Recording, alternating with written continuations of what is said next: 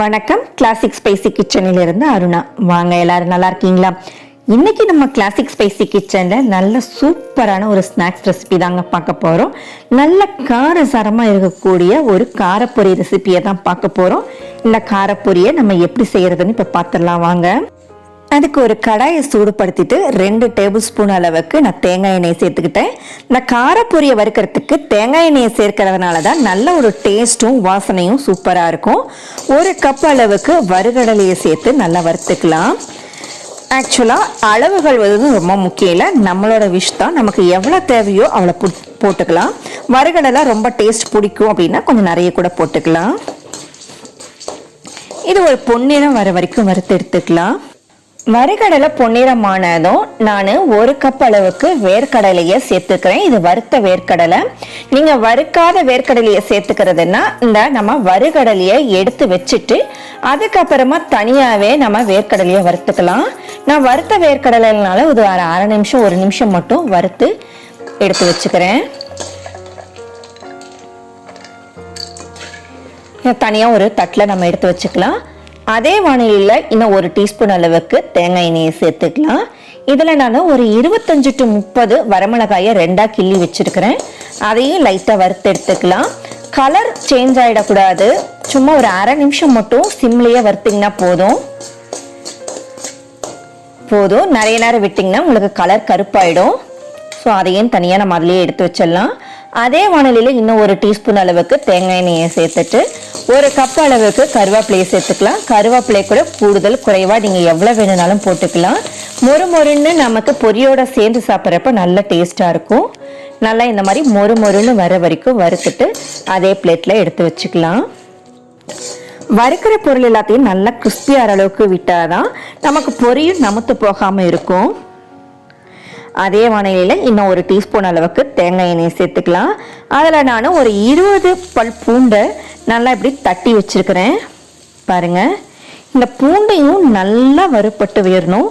நல்லா ப்ரௌன் கலராக மாறி நல்லா கிறிஸ்பியாக ஆகிற அளவுக்கு வறுப்பட்டு எடுக்கணும். இதுக்கு கொஞ்சம் நேரம் பிடிக்கும், தனித்தனியாக விடுங்க. அடுப்பை சிம்மிலேயே விட்டு வறுத்துக்கோங்க, இல்லைன்னா கருகிடும்.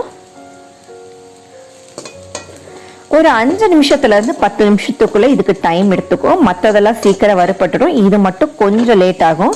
பாருங்கள், இந்த அளவுக்கு நல்லா வறுத்துக்கலாம். இதை தனியாகவே ஒரு பிளேட்டில் வைங்க. நல்லா ஆறுனதுக்கு அப்புறம் தான் நம்ம பொரியில் கலக்கணும். அதே வானிலையில் இன்னும் 1 டீஸ்பூன் அளவுக்கு தேங்காய் எண்ணெயை சேர்த்துட்டு 1/2 டீஸ்பூன் மஞ்சள் தூளும் 1/2 டீஸ்பூன் வரமிளகாய் தூளும் சேர்த்துட்டு கலந்து விட்டுக்கலாம். அதெல்லாம் கொஞ்சமாக பொரியை போட்டு நல்லா வறுத்துக்கலாம். பொரியை எப்படி மிளகாத்தூள் சேர்த்து எண்ணெயில் சேர்த்து வறுப்படுறப்ப நல்லா காரசாரமாக இருக்கும். உங்களுக்கு நல்ல காரம் உரைக்கணும் அப்படின்னாக்க, காரசாரமாக வேணும் அப்படின்னா இந்த மெத்தடை நீங்கள் ஃபாலோ பண்ணிக்கோங்க. இல்லைன்னா மஞ்சள் தூள் மட்டுமே சேர்த்துக்கலாம். எனக்கு நல்ல காரசாரமாக பிடிக்கும், அதனால் பொரி கூட ஒவ்வொரு முறையும் இந்த மாதிரி நான் மிளகாத்தூளையும் சேர்த்தி வறுக்கிறேன். இதே மாதிரி கொஞ்சம் கொஞ்சமாக பொரியை வந்து நம்ம வறுத்து எடுத்துக்கலாம். மஞ்சள் தூளும் மிளகாய் தூளும் தனித்தனியாக சேர்த்துட்டு நான் வறுத்து எடுத்துக்க போகிறேன். நான் 2 படி பொரி வாங்கினேன், அதை கொஞ்சம் கொஞ்சமாக வறுத்து எடுத்துக்கிறேன். எல்லாம் ஒன்றா போட்டால் நம்ம கருகிடும். பொரி வறுக்கிறப்பையும் அடுப்பு சிம்மிலே இருக்கட்டும். அடுப்பு முழுசுமாக சிம்மில் இருந்து வறுக்கப்படுறப்ப தான் நல்லாவே வறுப்பட்டு வரும்.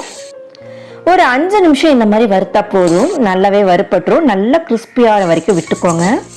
நான் மீதம் இருக்கிற எல்லா பொரியும் இதே மாதிரி வறுத்து தனியாக பாத்திரத்தில் எடுத்து வச்சுக்கிட்டேன். நல்ல ஒரு அகலமான பெரிய பாத்திரத்தில் வச்சுட்டு நம்ம கலந்தோம்னா நல்லாயிருக்கும். பாருங்கள், நான் பெரிய பாத்திரத்தில் கொட்டியிருக்கிறேன். இதே மாதிரி எல்லா பொரியும் வறுத்து கொட்டிக்கிட்டேன். ஒரு தடவை கலந்து விட்டுக்கலாம்.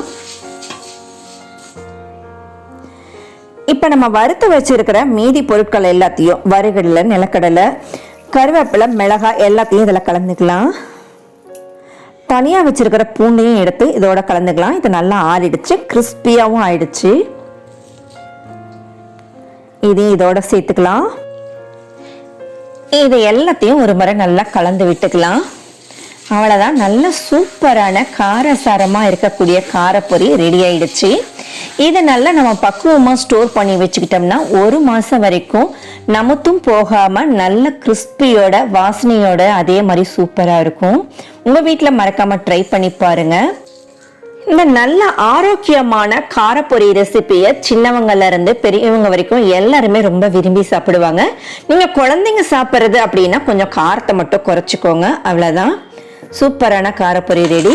நல்ல ஒரு ஏர்டைட் கண்டெய்னர்ல போட்டு வச்சிட்டிங்கன்னா 1 மாசம் வரைக்கும் அதே வாசனையோட அதே டேஸ்டோட உங்களுக்கு சாப்பிட்டுக்கலாம். இந்த வீடியோ உங்களுக்கு பிடிச்சிருக்குன்னு நினைக்கிறேன். இந்த வீடியோ உங்களுக்கு பிடிச்சிருந்துச்சுன்னா லைக் பண்ணுங்க, உங்க ஃப்ரெண்ட்ஸ் அண்ட் ஃபேமிலிக்கு ஷேர் பண்ணுங்க. இது வரைக்கும் நம்ம சேனலை நீங்க சப்ஸ்கிரைப் பண்ணாம பார்த்துட்டு இருந்தா மறக்காம சப்ஸ்கிரைப் பண்ணிட்டு கூடவே வர பெல் பட்டனையும் ஆளை எழுத்திட்டீங்கன்னா தான் நான் போடுற வீடியோஸோட நோட்டிபிகேஷன்ஸ்லாம் உங்களுக்கு உடனுக்குடனே வந்துடும். வாழ்க வளமுடன். நன்றி, வணக்கம்.